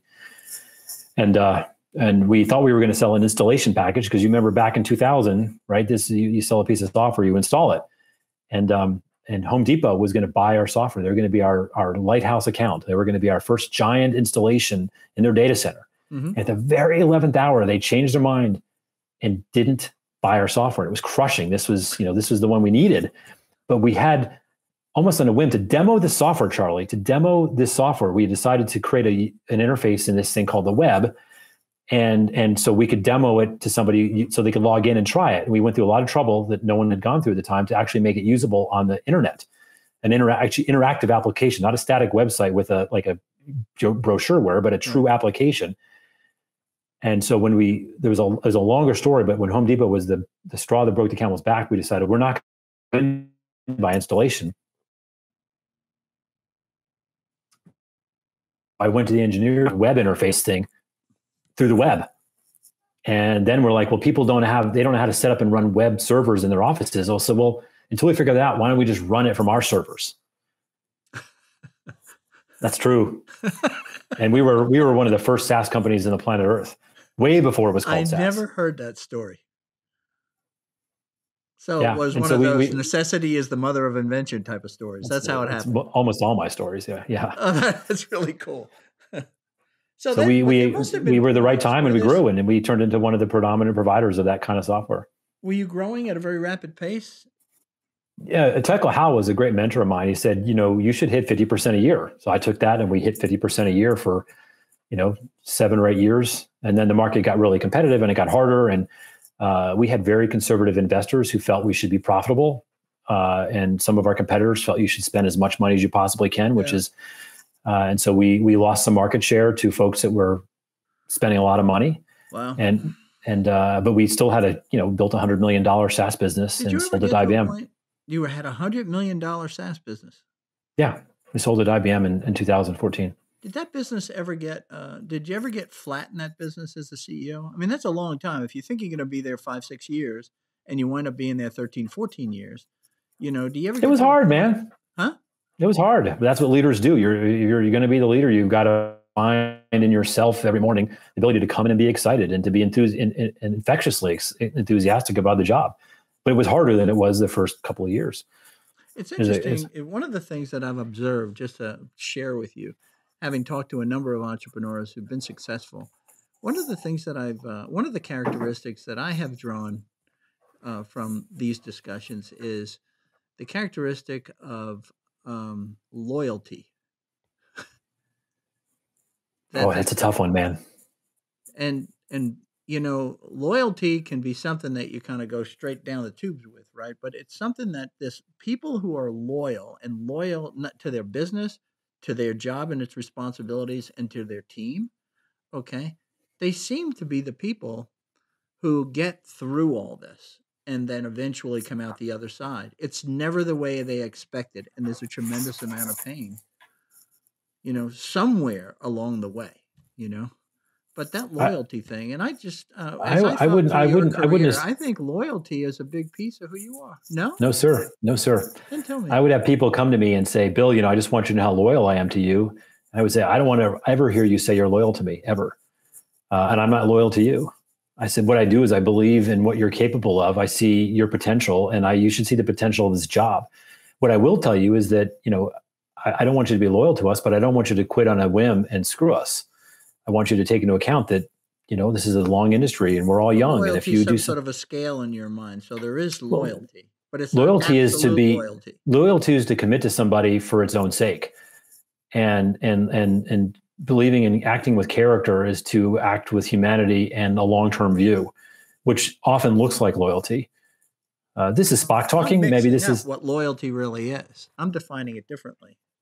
Maybe. Okay. Well, so people, when they said they were loyal, you thought about it more deeply than I have. And I think that's great. And people wanted to know, they wanted me to know, because they mistakenly thought it mattered to me, that they were behind me no matter what happened. And I don't want people to be, I want them to, if I'm wrong, I want them to tell me. I want them to say, you're running this company wrong. I'm going to quit if you don't fix it. Or I want them to say, you're too weak of a leader. You need to be a better leader, or I'm not going to stay. I don't want them to say, I love who you are. I think loyalty, and I've seen it play out in politics. I've seen it play out in a lot of professional situations. Loyalty for its own sake is for a little while, it's fine. But once it goes on too long, it's unhealthy, in my opinion. I got you. People make the wrong decisions. Well, thanks for correcting me on that. I remember you. Well, it's not correcting. That's my view. That's my personal view. Before, by the way, on this Silver Pop, I went to visit you on some business that I was involved in. And there was a book at the time that was very popular. It was called Execution by Larry Bossidy. Love that book. Yeah. I know.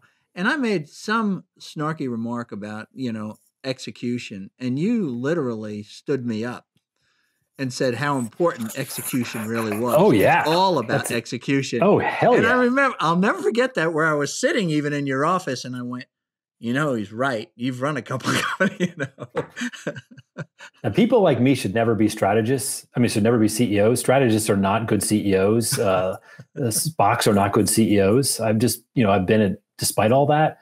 My father was right. I just got lucky. I learned a bunch of things early on and was surrounded by people like Chris Evans early in my life. Just be a good CEO.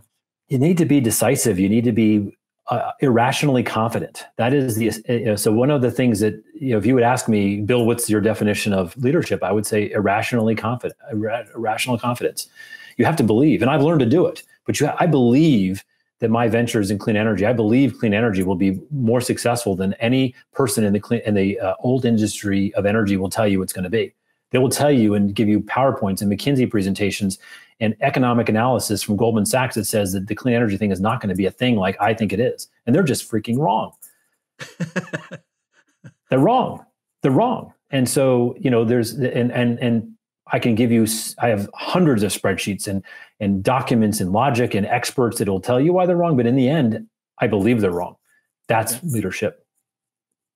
Well, you exited to IBM, this tremendous company that you started out with, losing $1 million a month, to where you exited for a really nice value, and you did pretty well with that.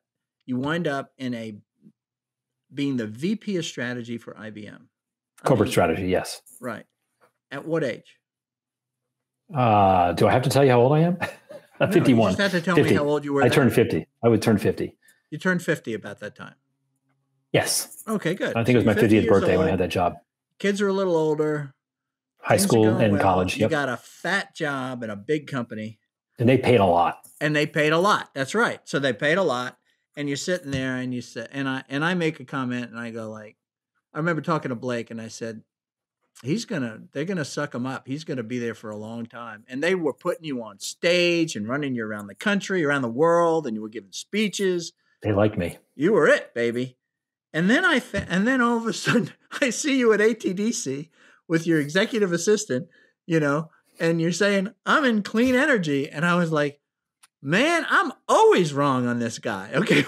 He's always surprising me. Okay. Well, you make my day, Charlie. Thank you. Because the one thing I don't like being predictable. And it's probably the strongest compliment you don't know that you could give me. Is Blake would tell you that people that know me well is like, my wife said, I know what you're going to be doing in 20 years, the same thing you did today. And I don't, and one of the things, if I know where I'm going to be in 3 years, the challenge, I'm increasingly unhappy. It was hard to be at Silver Pop as long as it was. And, but it was a great company, great people. So IBM acquired us to be the IBM Marketing Cloud, and they did that. And we became the center of their marketing business. And it was amazing. And that was fun, but it's hard to be acquired. I'm sure all the people that have gone through that, you've been through it, it's just difficult to become part of someone else's mission. And in a fit of emotion, somebody else's culture too. I mean, yeah. Actually, one of the reasons we really liked IBM, besides the fact that they paid the most, was it was actually a pretty good culture fit. Okay. And so that was not the shock that it could have been. They were slow moving and all the things you'd expect, but in terms of just the way they thought about and made decisions, at least at the level we were at. But so I wrote this really nasty letter to Ginny, the CEO, and just told her how dumb the company was and how it wasn't going to go anywhere, how they're squandering the resources. And I did what I do is before I sent it to a couple mentors of mine, including some people that adopted me as mentors. At IBM, this guy named Buell, who was just this amazing mentor guy at IBM. He ran the AS400 division. And I showed it to him. He says, he says, listen, you're right, but in a big company, you're never going to go anywhere unless you tell them what to do. I kind of knew that. I always tell people, don't complain, tell me what to do. So I turned the letter into the fourth version, and it was this: how IBM can be a different, better company. And Ginny said, really appreciate this. It's thoughtful, and I'm going to share it around. Within 3 weeks, I was up in headquarters being interviewed for a variety of high-level jobs. Which will pay you even more money. A lot more. Yeah. And it's probably worth mentioning just because, when we sold the company, my wife said to me, she says, you can't have enough money to retire. So we're going to give away, you're going to keep enough for you to start a company, write a book, which is what I've done. But we're going to give the rest of it away. So that's what we're doing. So I have to actually have a job, and I have to still work on, still have to work towards my retirement and all that stuff. And it's awesome. And she knew it. I'm working my ass off, man. I'm working 80, 85 hours a week. I'm stressed. I'm waking up at 2 a.m. But we'll get to that in just a second. So Charlie, this was one of the coolest things that ever happened in my life.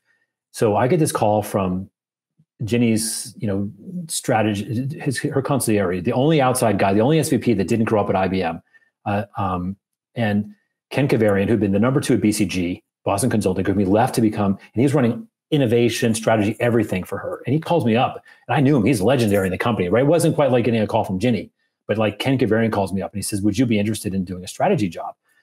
And I was like, oh my gosh, that would be, yes, I love strategy. And I did strategy. I've seen your background, and I had been Consulting Magazine and ranked me the number 1 strategist in the world at one point. So I had these weird strategy chops. And I was like, I'll take it. He goes, really? And I haven't told you what I'm going to pay you. I said, I'm dying down here. I'll do it. And so he says, well, you got to move to New York. I said, I can't take it. I got a son who's in high school, and I lived in New York. I love it here. I've got my friends, my heart's here. And he said, all right. So he called me back a week later. Well, what if you commute every week? And I said, I got a son in high school. He doesn't know I exist except on weekends. So he won't even know I've gone. So I like to tell people that every single week I flew into IBM World Headquarters on the jet, on the Delta jet, in coach class, in the middle seat, because IBM is the cheapest company in the world. But I flew into headquarters, had an office at headquarters. And I sat in meetings. I was the VP of corporate strategy. I had a team of dozens of people, PhDs and MBAs. And many in the SVPs would come to me and my team and say, what is the biggest industry for us to get into? What should we do about this acquisition? And my team would opine or run it or whatever. And we did things like, we played a very large role in launching the IoT division, which is now one of IBM's big divisions. And some other big acquisitions people have heard about, we were involved with. And IBM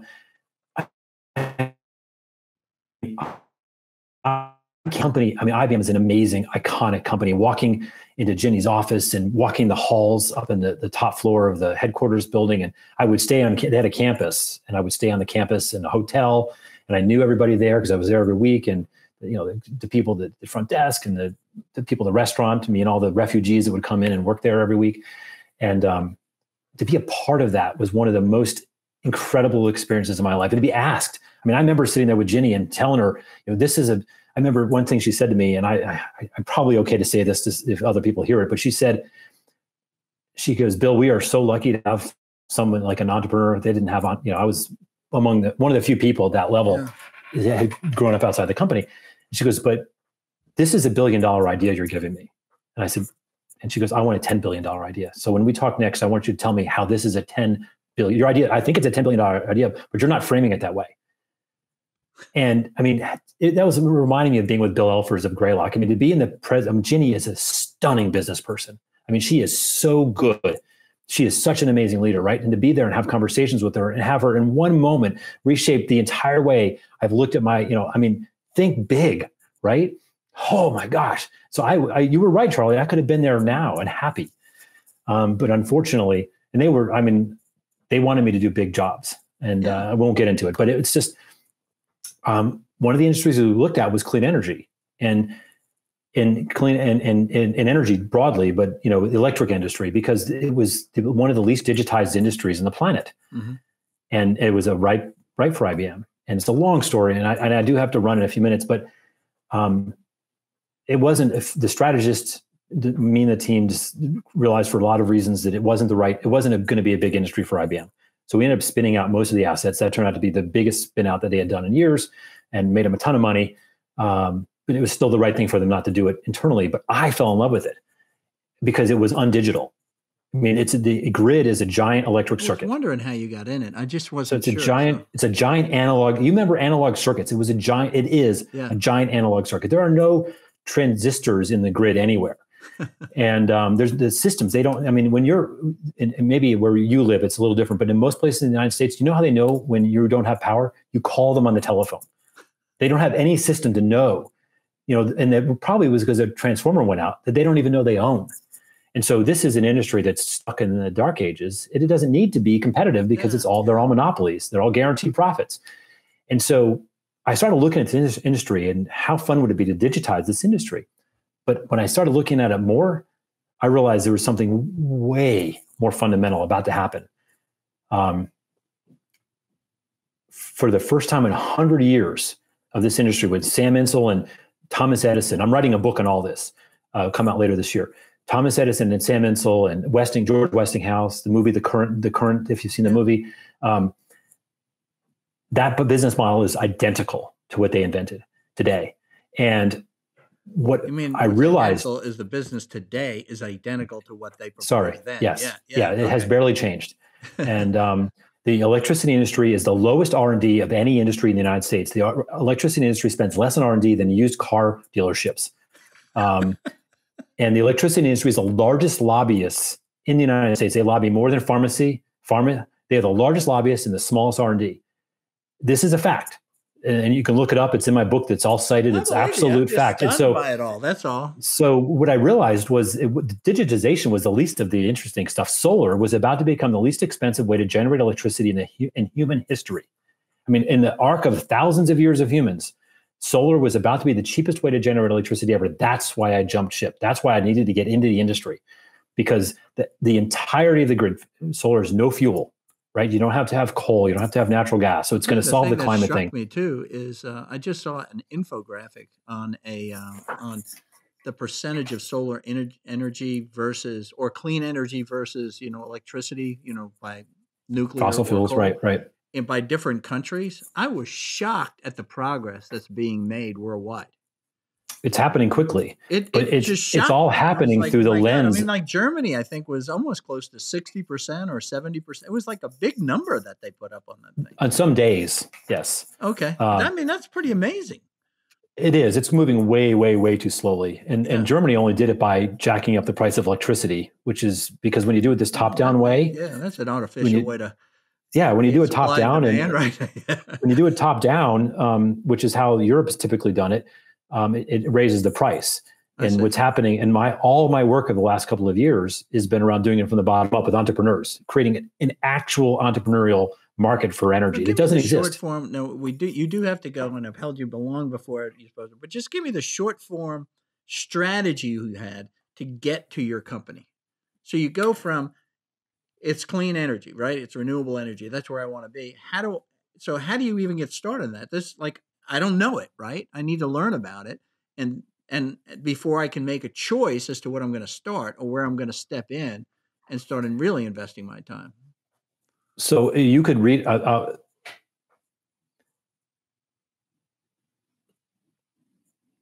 me contextualize it if you'll bear with me. I quit IBM and I didn't know anyone in the industry. No one knew who I was. I had no credibility. It's called flat-footed. Go ahead. My friend who's part of this friend who's part of this group I've kept talking about from IXL, another one of those people that he called me up one night and said, if you really want to learn the industry, you should quit IBM and write a book. He said, you can ask the smartest people in the world the dumbest questions and they'll be flattered into taking your calls. And it was the biggest idea I'd ever had in my entire career. And I quit 36 hours later. Wow. And the most Kirk-like thing I'd ever done. And I spent 3 months winding out all my projects and getting the teams handed off and all that. But I decided to write a book, and I started in the beginning of 2017. And I started traveling the world. I went to the headquarters of the largest solar manufacturers in China. A lot of my work, part of the reason I got into the space wasn't just because of the business side, but because there's 1 billion people, you know this very well, that don't have any electricity. And there's another 1.5 billion that live in energy poverty. So a lot of my time these days is spent I talk to people in Africa every week. And, I put money in philanthropic money. I advise, mentor several African entrepreneurs. I read about the stuff that you do, and I'm always inspired by it. And I work with people who live in East Africa who are building companies that are delivering inexpensive, clean energy to rural communities that have never had electricity before. I've traveled there. I've sat in the huts with people and visited their families and met their children to see how electrification helps them. And so that's why I knew I had to do this, because not only was it the largest business opportunity in human history without a need, I could give you numbers that you would blow your mind about how big the business opportunity is. It's also going to bring 2.5 billion people out of poverty.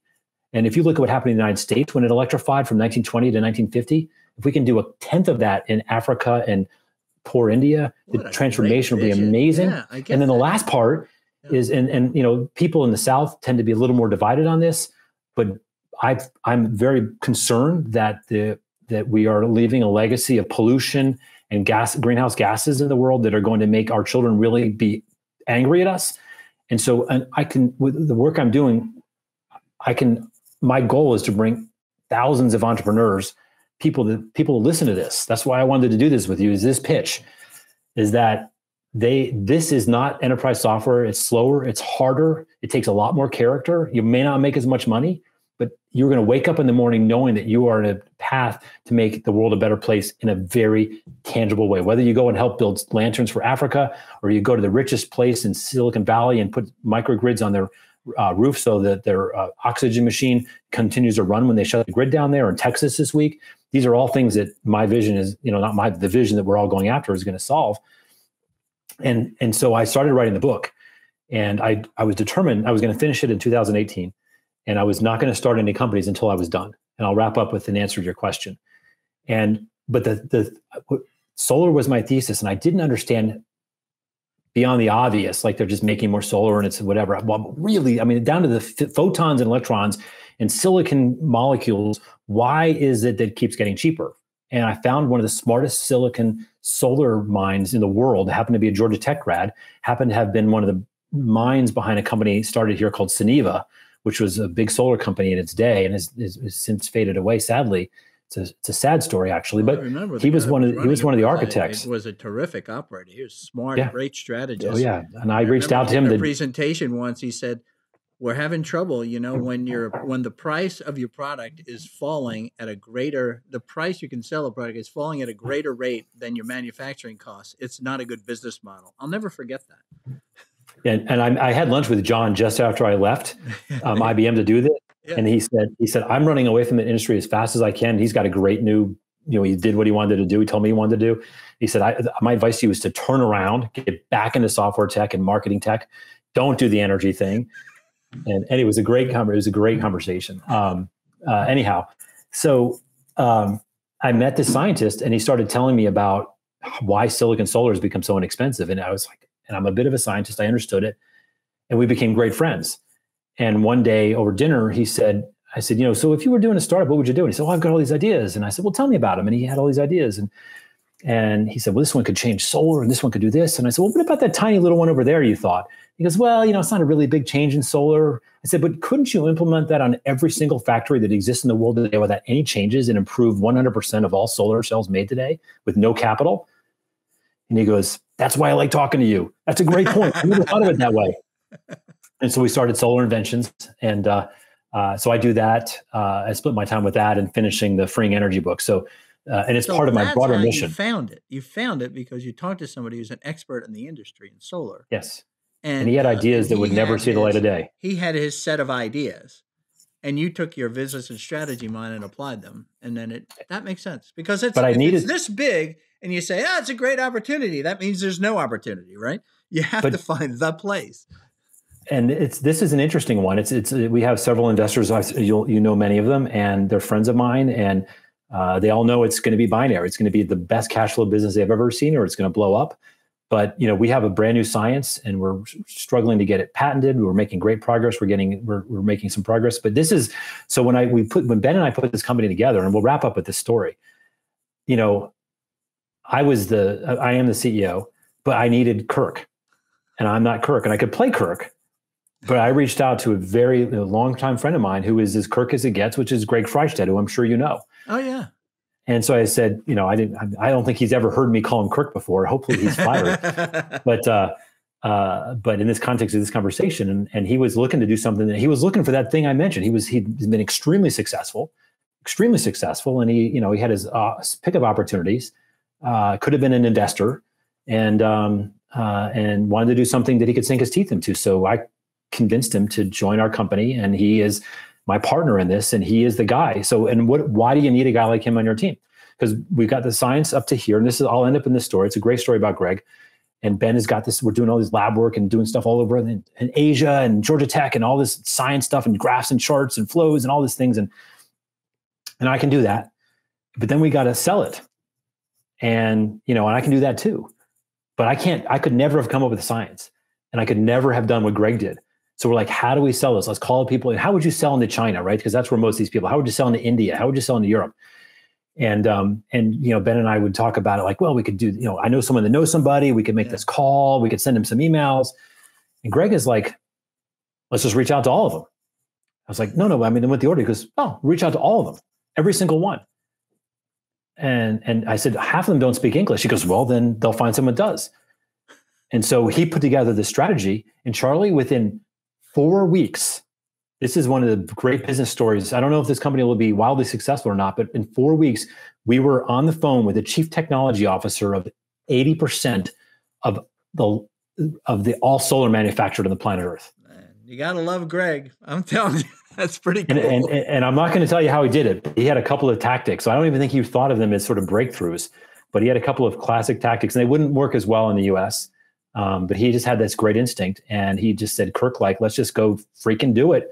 And he hit it, and he did it himself. And next thing you know, I mean, the trouble with this is Ben and Greg and I are on the phone at 7 a.m. and 10 p.m. at night every day because all of our customers are 12 time zones away. But so that's what I do that and get the book done this year. And then my goal is with my friends at Solar Inventions and maybe others, we're going to launch a whole bunch of the most exciting clean energy businesses the world's ever seen. And if we're lucky, we'll make the world a better place and maybe make a lot of money along the way. So you see yourself going to be eventually like a holding company for these assets that are going to be all part of it. There's no model for what I want to do, Charlie. And maybe sometime when COVID's behind us and we're bouncing around ATDC, you and I can sit around and spitball on how to do it. I've never seen the model. The Spock brain doesn't see a model that works for this, but I know what I want to do. Okay. And I think it's something that I can do better than others. And so I'm working on it. But for the time being, my plate is full. It's 85, 90-hour weeks, phone calls all over the world, selling to different companies, writing, interviewing people. I do a podcast that's really taken off. Excited you are. Thank you. That's why on purpose for the mission that God has given you. I mean, you've got that kind of, I'm doing the right thing. I'm doing what I was built to do. Man, I'm the most fortunate person you'll talk to today, other than you. And I feel incredibly fortunate. I feel incredibly fortunate. It's hard. I do wake up at 2:00 in the morning, stressing, sweating. I got a lot riding on it, taking money from people I adore, and I want to make sure I give them a 10x return. And And the book stuff is hard. It's hard. I'm trying to convince the industry at 100 years is wrong. And what do I know? They don't want to know they don't care what I think, right? I'm a software guy. The first interview I did was with the father of the industry, a guy named Amory Lovins. In clean energy, he is the name, right? He is the Bill Gates, the Steve Jobs of the industry. And I sat down with him and I said, love your advice. First interview. And he said, you software guys always blow up in the space. You always crater. I was like, okay. He says, you don't understand assets. You don't understand policy. He said, there's so many guys. He said, so the fact that you're here to interview me for a book, he said, you might pull it off. Well, look at just in those two areas, look at the complexities that he was speaking about. It's a completely different business. Yeah. And now if my book's successful, maybe someone who hears this will say, clean energy, maybe I'll take a look at it. I'll read Nussey's book. And I would never have thought of this. This is the way policy works. I mean, it's sort of a Spock-like view. This is what it means. And here's a hero who's got around it. Here's a guy who's done it with character and intent, but is not letting policy stop his business. How did he do it? So there you go. I got to finish the book. I got to read the book. We need to get together again and talk about the book. So I look forward to it. I'll take you up on it. Thank you. Bill, I'll tell you, man, this has been fantastic. You're 30 minutes over. I'm 30 minutes over. I'm in some trouble with the boss. Please apologize to your boss for me. Okay, my fault. But this is going to be so helpful to so many entrepreneurs. I mean, this is fantastic. If anyone gains anything from it, what you're doing. If anyone gains from it, and if they do want to learn more, freeingenergy.com. It's the book, the podcast. If they like to listen, then the podcast, it's become one of the top energy podcasts in the industry. We're going to start publishing on the site again. So we do research and analysis and fun articles and fun facts. And then the book's going to come out sometime in the fall. Oh, Lord, I just got to get it done. So, well, send me that information, send me your bio and stuff. And let's make sure that we publish this with all of that in there. Thank you. I'd be grateful. Okay. That would be great. And so, thank you for giving me an opportunity to share my passion. Man, you are incredible. So I'm going to just go back to just close this down. But you can leave now, Bill. You're on your own. Thanks again for your time. You've been just wonderful. Thanks for having me. I'm really flattered and appreciate you helping all these folks do what they need to do it better. You're a blessing to have us, to be in Atlanta for us, and always have been. And I think you're going to be a blessing to the world. I think you're going to make a big dent in the universe here. So Godspeed. Want to make it better. Man. Okay. Thank you, sir. Bye-bye. Bye. Well, that was quite an interview. Thank you for joining me. This is the Charlie Paparelli Show, and I'm Charlie Paparelli. And I just encourage you to subscribe at paparelli.com to hear more great entrepreneurs like Bill. And look what he's doing. He's changing the world, and he's going to do it.